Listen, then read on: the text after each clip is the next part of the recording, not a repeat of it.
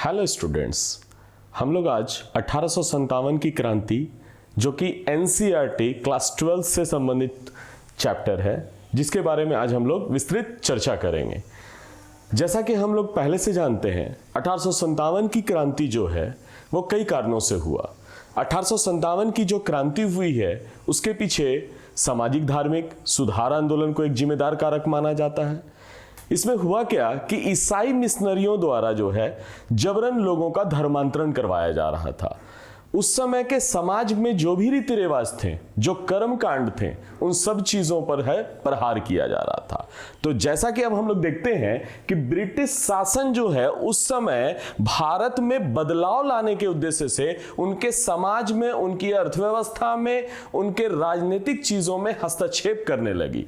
तो ब्रिटिश शासन के विरोध में जनता जो है एक साथ खड़ा होना शुरू हो गए, यानी जनता जो है खड़े होने शुरू हो गए।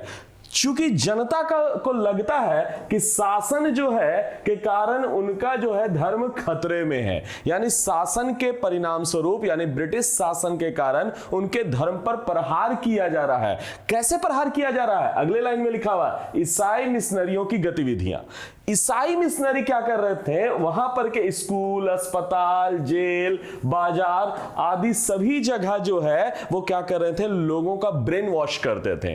धर्म के बारे में वो बार बार जो है कुछ मिसगाइड करते थे, अफवाह फैलाते थे और ईसाई धर्म को वो अच्छा बताते थे। तो मिशनरी लोगों का ईसाई बनाने का प्रयास, यानी मिशनरी जो है वो लोगों को ईसाई में जो है कन्वर्ट करना चाहते थे।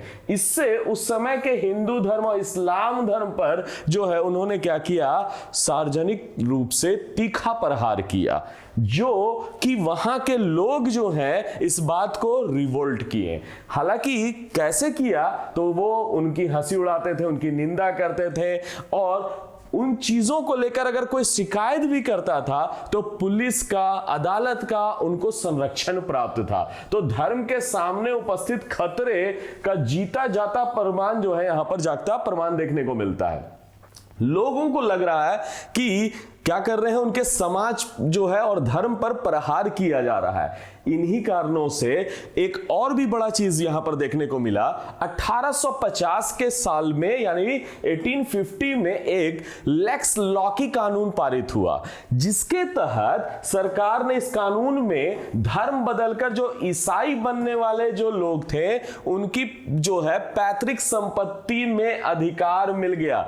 होता क्या था कि लेक्स लॉकी कानून जो है उसमें के तहत में अगर कोई ईसाई धर्म अडॉप्ट कर लेता था, धर्मांतरण हो जाता था, तो जो हमारे समाज के जो लोग हैं, हिंदू धर्म के लोग हैं, वो क्या कर देते? अपने जो भी पुत्र हैं या जो भी है उनको पैतृक संपत्ति से बेदखल कर देते थे। मगर इस कानून आने से उनको संरक्षण दिया गया ताकि अगर वो ईसाई धर्म को ग्रहण करते हैं तब भी उनका पैतृक संपत्ति से बेदखली नहीं हो सकता है, यानी पैतृक संपत्ति में अधिकार उनको मिल गया।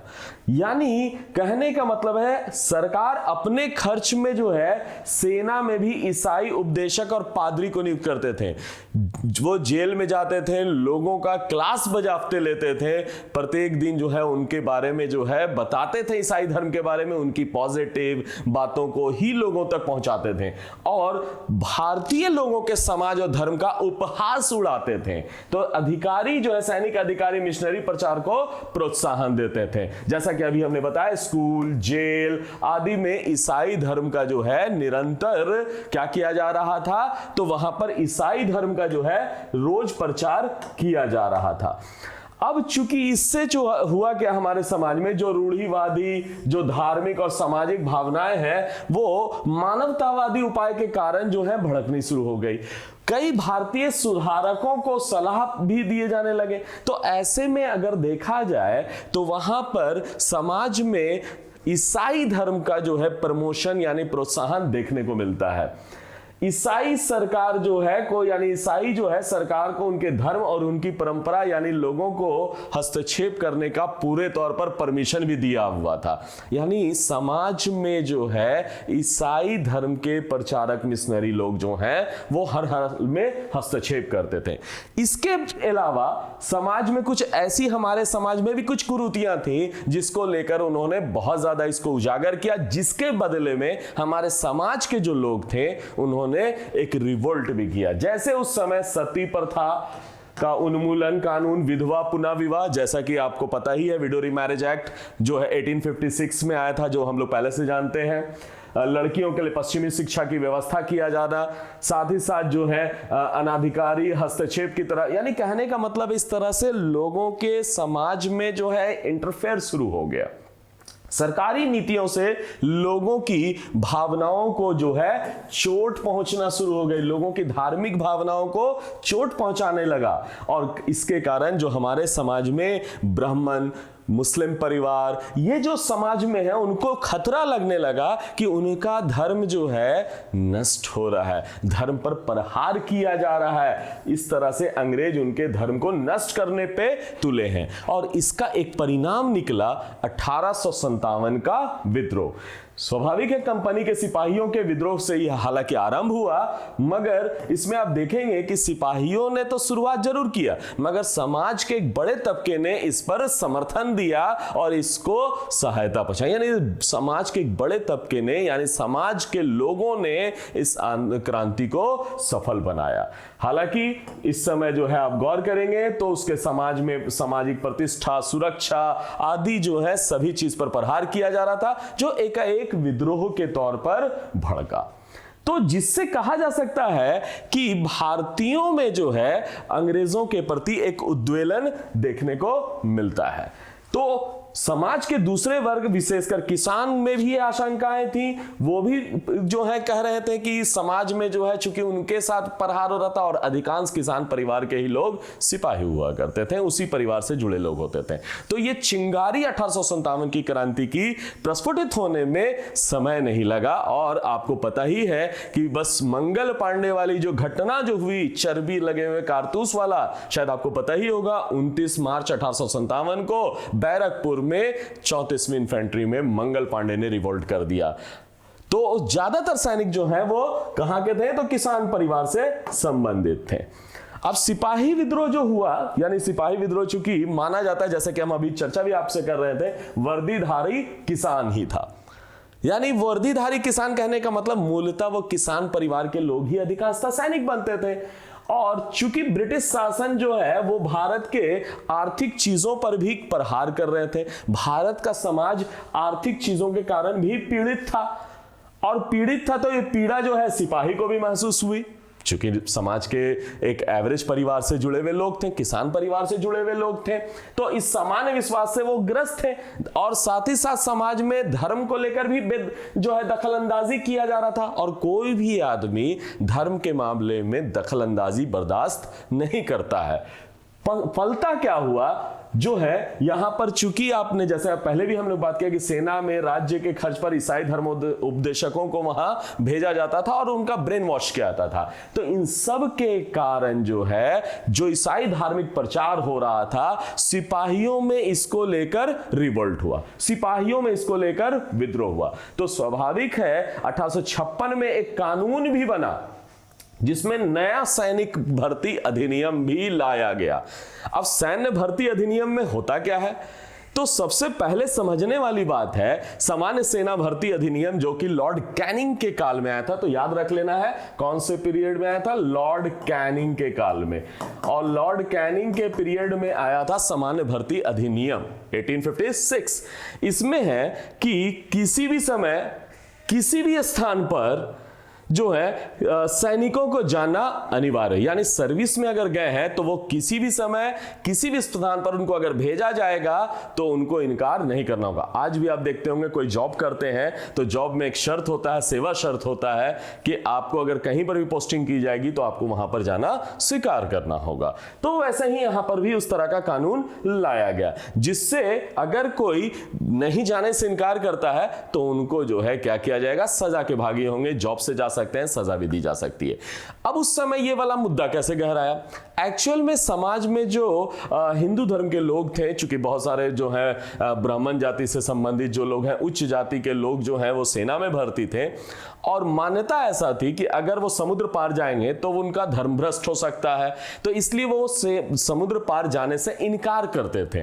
तो इसी चीज को लेकर जो है सामान्य सेवा भर्ती अधिनियम 1856 को लाया गया कि आपको कहीं पर भी भेजा जाएगा तो आपको जाना अनिवार्य है। तो इसीलिए समुद्र पार जाकर सेवा करने के लिए उनको जमानत देनी पड़ती थी। तो सिपाहियों की भावनाओं को चोट पहुंचा, समुद्र यात्रा को लेकर वो पाप समझते थे, जैसा कि अभी हमने चर्चा किया, इसीलिए विद्रोह भी हुआ। और सेना में जैसे कि आपको पता ही है, वेल्लोर में भी एक हुआ है सेना में विद्रोह। वेल्लोर की घटना भी इसी तरह का है कि अगर वो तिलक लगाते हैं तो उनको जो है सेना में इस चीज पर रोक लगा दी गई, और उनको अब जो है पगड़ी और इस सब की जगह पर क्या लगाना होगा? टोपा पहनना होगा, जिसमें चमड़े का तुर्रा लगा हुआ होता था। तो ये सब जो चीजें हैं वो समाज में जो है, सेना में जो है काफी जो है उद्वेलन पैदा किया। अब दूसरा इंपॉर्टेंट बात है, सिपाहियों में चूंकि हमने बताया कि कई तरह की शिकायतें देखने को मिल रही थी, उनके व्यवहार में उनको हमेशा जो है अपमानित किया जा रहा था, उनको अपमान किया जा रहा था, सिपाहियों में एक हीन भावना भरी जा रही थी, सिपाहियों को बताया जा रहा था कि भाई आपका जो है धर्म जो है काफी निम्न है, और वो अपने को उच्च समझते थे। इसी कारण से उनको ब्रेन वॉश और उनको जो है समय समय पर मिशनरी पादरी आकर क्या करते थे? धर्मोपदेश देते थे। तो इसके कारण समाज में जो है काफी विद्रोह था। दूसरा एक और चीज है, ये तो धार्मिक सामाजिक संदर्भ में हम लोग देख रहे थे, उनके आर्थिक चीजों पर भी प्रहार किया जा रहा था। जैसा कि हम लोगों को पता है कि समाज में उस समय जो है अगर बड़े से बड़े पद पर भी अगर कोई भारतीय शामिल होता था तो बहुत ऊंचे पद पर नहीं जा सकता था। भारतीय सैनिक को मैक्सिमम जो है कुछ ही रुपया मिलता था। सेना का अनुपात भी काफी उल्टा था। अगर देखा जाए, सेना में भर्ती ज्यादा भारतीय सैनिकों की थी और उनकी संख्या कम थी, 5:1, यानी भारतीय और अंग्रेज सैनिक का जो संख्या अनुपात था 5:1 था। सेना में नस्लीय भेदभाव था, जैसा कि अभी हमने बताया। नस्लीय भेदभाव का मतलब है कि उच्च पदों पर जो है केवल अंग्रेज सैनिक होते थे, यूरोपीय होते थे, और निम्न पद पर भारतीयों को होता था। उनकी सैलरी भी काफी कम होती थी, मैक्सिमम बोला जा रहा है सूबेदार पद पर होते थे तो इसी तरह की सैलरी होती थी। और सबसे बड़ा चीज, उनके साथ काफी डर्टी व्यवहार होता था। उनको कई ऐसे उपनामों से पुकारा जाता था, सुअर है या अन्य तरह से गाली गलौज तरह से पुकारा जाता था, जो समाज में बड़ा खास बोला जा सकता है कि सिपाहियों को अपमानित महसूस करता था। हालांकि सर्विस भी कर रहे हैं और अपमान भी सह रहे हैं। इस प्रकार से कहा जा सकता है कि अगर वो सिपाही जो है इस तरह से बनावटी बन गई थी, समाज में उनके साथ काफी दुर्व्यवहार हो रहा था, खास करके प्रशासन के द्वारा। अब इसके कारण हम लोग जो मूल पॉइंट पर अगर बात करें तो सिपाहियों में एक असंतोष था। शॉर्टकट में हमको इसको ये समझना होगा, क्योंकि इस पूरे मूल पैराग्राफ का मूल जो तत्व है वो सिपाहियों में असंतोष। इसी कारण से तत्कालिक कारण के तौर पर देखा जाए तो आप देखिएगा कि सिंध और पंजाब में तैनाती के समय उन्हें विदेश सेवा भत्ता नहीं मिलेगा। यह आदेश के कारण सिपाहियों में बहुत ज्यादा संख्या में वेतन को लेकर जो है क्या हुआ? विरोध हुआ। तो दो जगह याद रखेंगे, सिंध और पंजाब।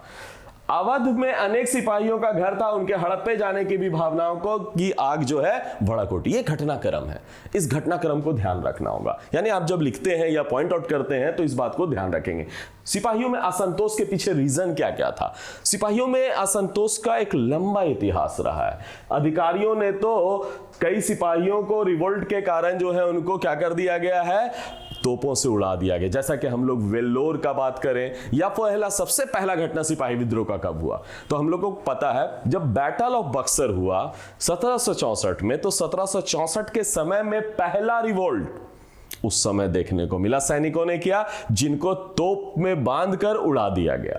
उसके बाद जब हम लोग वेल्लोर, जैसे अभी हम लोग बात कर रहे थे, तुर्रा वाली बात कर रहे थे, तिलक लगाने पर, उस समय भी सिपाही विद्रोह हुआ 1806 में। बड़ा इंपॉर्टेंट फैक्ट है, याद रखेंगे। उसके बाद 1824 में बैरकपुर में 47वीं रेजिमेंट में उन्होंने बर्मा जाने से इनकार कर दिया, तो सैनिकों को बर्खास्त कर दिया गया, उनको जो है उनके सजाएं दी गई। इसके अलावा 1844 में वेतन और भत्ता को कटौती यानी जो कटौती यानी उनको बढ़ाने को लेकर जो है एक रिवोल्ट हुआ, तो सैनिकों के साथ काफी दुर्व्यवहार किया गया। तो ये जितने भी प्रीलिम्स की घटना, ये वाला पैराग्राफ आपके लिए बहुत इंपॉर्टेंट है फैक्चुअल पॉइंट ऑफ व्यू से, यानी फैक्चुअल पॉइंट ऑफ व्यू से इस चीज को आप ध्यान रखेंगे।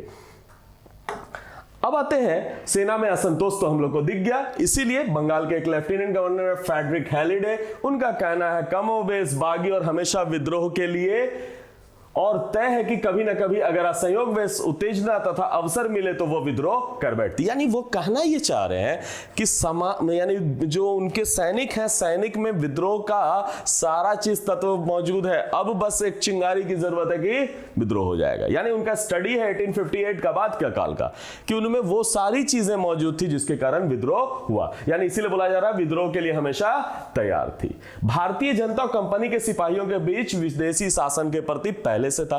पहला पॉइंट रिकॉल कीजिए, सामाजिक और धार्मिक तौर पर उनको हस्तक्षेप। दूसरा पॉइंट, सिपाहियों में इंटरफेरेंस हो रहा है, सिपाहियों के साथ दुर्व्यवहार हो रहा है, सिपाहियों के साथ गाली गलौज हो रही है। इसके कारण 1857 तो होगा। जब लिखना होगा अगर लंबे आंसर में कहीं पर भी किसी भी एग्जामिनेशन में, तो वहां पर इस तरह के पॉइंट्स को भी उठा सकते हैं। इसके अलावा देशवासियों के, जो कि हम लोग मूल तौर पर कहा, देशवासियों को उनके धर्म से वंचित करने की दृष्टि से बनाए गए थे, जितने भी कानून बन रहे थे वो देशवासियों को, भारतीयों को नीचे करके दिखाने का प्रयास कर रहा है।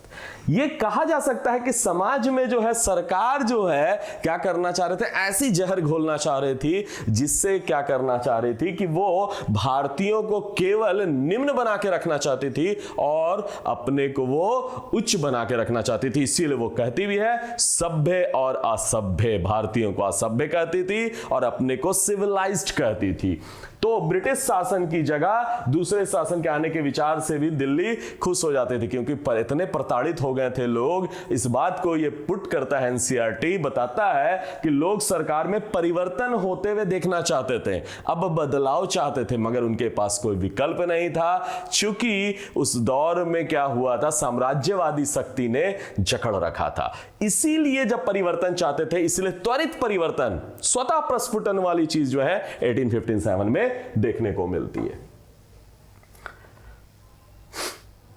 तो एक चीज और इसमें ध्यान रखने वाली बात है, सर सैयद अहमद खान ने अपनी पुस्तक causes of the Indian mutiny में इस भावना को काफी कहा कि कैसे ये प्रमोट हुआ, कैसे बढ़ा। तो अगला जो पॉइंट है हमारे लिए ध्यान देने वाली बात है कि सैनिकों के साथ क्या क्या ये होता था, वो तो हम लोग समझ गए। इसके अलावा हिंदुस्तान में 200 रुपए मालगुजारी होनी चाहिए थी, 300 रुपए वसूलते थे। यानी कहने का मतलब मालगुजारी यानी टैक्स की रकम भी बढ़ जा रही थी। निरंतर जो है उन पर टैक्स का अधिक से अधिक आरोपण किया जा रहा था। लोग जो है इधर से जाते थे, उधर जाते थे, जहां भी जाते थे सबको टैक्स देना पड़ता था। तो टैक्स का जो है यहां पर बहुत ज्यादा जो है, यानी कहा जा सकता है टैक्स, इस पॉइंट का, इस पैराग्राफ का मूल बात है टैक्स इतना अधिक था कि समाज में लोग जो है क्या हो गए कि कहीं भी जाते थे, चाहे सार्वजनिक सड़क का प्रयोग करते थे, एक जिला से दूसरे जिला जाते थे, जैसा पॉइंट आउट कर पा रहे होंगे, और इवन की प्रोटेक्शन टैक्स यानी चौकीदारी कर, ये सब देना पड़ता था। पब्लिक परेशान थी, एक तो आर्थिक स्थिति खराब, उस पर से उनसे अत्यधिक टैक्स वसूला जा रहा है, कहीं पर अगर वो जॉब भी करते हैं तो सैलरी अधिक नहीं, तो समाज में तो रिवोल्ट होगा ना, रिवोल्ट की स्थिति बनेगी ना। यही तो हुआ यहां पर 1857, और एनसीईआरटी इसी चीज को बड़ा खूबसूरती से इंगित करता है, बताता है। तो ध्यान देने वाली बात है कि 1857 का विद्रोह एक्चुअल में हुआ क्यों, ये एकदम निष्कर्ष पैराग्राफ के तौर पर देखा जा सकता है। सबसे बड़ा चीज है ब्रिटिश की पॉलिसी, जैसा कि अभी हम लोग बातें किया, चर्चा किया। दूसरा बात है साम्राज्यवादी शोषण, जो अभी हम लोग सारे बात कर रहे थे, चाहे वो सिपाही के रूप में, आर्थिक के रूप में, जहां पर भी हुआ शोषण समाज में, इकोनॉमिक तौर पर सारा चीज है। इसके कारण हुआ जन असंतोष, जो हम लोग मूल पैराग्राफ के तौर पर देख सकते हैं। ये इसीलिए ये आकस्मिक घटना नहीं थी। कुछ लोग कहते हैं कि अचानक प्रस्फुटित होने वाली एक घटना थी, नहीं, ये उद्वेलन तो पिछले 100 साल में हो रहा था। पिछले 100 साल में यही चीज चल रहा था, इंसर्जेंसी पनप रही थी, विद्रोह तो होना ही था, क्रांति तो होना ही था। तो इसीलिए हमने यहां पर पॉइंट दिया हुआ, एक शताब्दी तक पूरे भारत में ब्रिटिश आधिपत्य के विरोध के प्रति विरोध और प्रतिरोध उत्पन्न हो रहा था। जैसे ही ब्रिटिश शासन स्थापित हुई थी, सशस्त्र विद्रोह शुरू हो चुका था। सशस्त्र विद्रोह के पीछे रीजन यही था। अगर आप देखा जाए तो 1763 से 1856 के बीच 40 से अधिक बड़े विद्रोह हुए हैं। कितने से अधिक हुए हैं? 40+। सैकड़ों छोटे मोटे विद्रोह और भी हुए हैं। अभी तो कुछ का हम लोग चर्चा भी किए, बैरकपुर में, इसके अलावा 47वीं रेजिमेंट में, आदि में हुआ। तो विद्रोह तो होना ही था, चूंकि ऐसा हो रहा था। इसीलिए चूंकि पॉलिटिकली अगर देखा जाए, किन्हीं का सत्ता छीन लिया गया था, जमींदार की जमींदारी छीन ली गई थी, तो किसान से लेके, राजा से लेके, जमींदार से लेके, पॉलीगर से लेके, दस्तकार से लेके, परिचित भारतीय शासक, जागीर शस्त्रकार से वंचित किए गए जितने भी लोग थे, सबने मिलकर क्या कर दिया, यहां से यहां तक का अगर बिंदु पॉइंट देखा जाए तो मिलकर रिवोल्ट कर दिया। और ये रिवोल्ट कहलाया 1857 की क्रांति। ये रिवोल्ट का मुद्दा बन गया। चूंकि इतने सब लोग भुक्तभोगी, यानी each and every class of people यहां पर क्या हुए? प्रभावित है।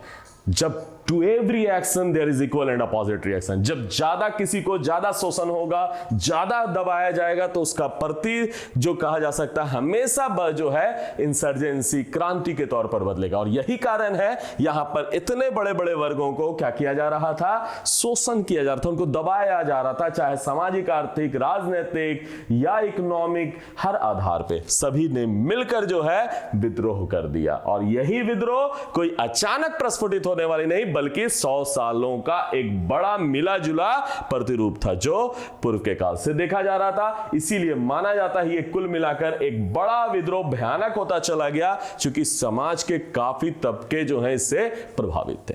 तो इस प्रकार से आज हम लोग 1857 की क्रांति एनसीईआरटी बुक्स के माध्यम से समझने का प्रयास किए। इसके पीछे कई कारण थे, जिसे हम लोग तर्क वितर्क के माध्यम से, सर सैयद अहमद खां के बुक्स के माध्यम से आदि को समझने का प्रयास किया। तो उम्मीद करते हैं आज का क्लास हम लोगों को समझ में आया होगा। धन्यवाद। जय हिंद, जय भारत।